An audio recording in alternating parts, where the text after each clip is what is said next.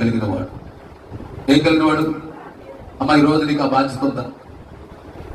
బాధ్యత లేని వ్యక్తి ఊళ్ళో ఉంటే, ఊరు మధ్యలో ఉంటే ఉపయోగం ఏంటి అంటాను నేను. అంటాను దేవుని పరిచయ విషయంలో, దేవుని పని విషయంలో, దేవునికి అప్పచెప్పిన విషయంలో నీకు ఏముండాలి? బాధ్యత ఉండాలి. బాధ్యత ఉన్న వాడికి బాధలతో పనుడు అసలు. అమ్మ ఏంటి రాలిపోతున్నావు అంటే 33 సాకులు చెబుతారు. బాధ్యత ఉన్న వ్యక్తి ఉదయం లేచి అన్నం కూర వండాలి, ఇల్లు ఆకిలి బాధ్యత ఉంటుంది. బాధ్యత ఎలిగెత్తలు కొనుక్కుంటాడు. వాడి బాధ్యత లేదు. ఈరోజు నీకు బాధ్యత ఉందనుకోండి, నువ్వు సాకులు చెప్పు. ఓపుకుండా ఓపిక లేకపోతే ఓపిక తెచ్చుకుని వస్తావు. బాధ్యత ఉంది కాబట్టి. ఎస్ఐకి ఏముంది? బాధ్యత ఉంది కాబట్టి యుద్ధ సమాచారం తెలిసిన మనకి దావీదు పంపించాడు. దేవుని స్తోత్రం. అక్కడ సైన్యం అండి అపవాది చేతులు గడగడ ఒడిగిపోతా ఉంది.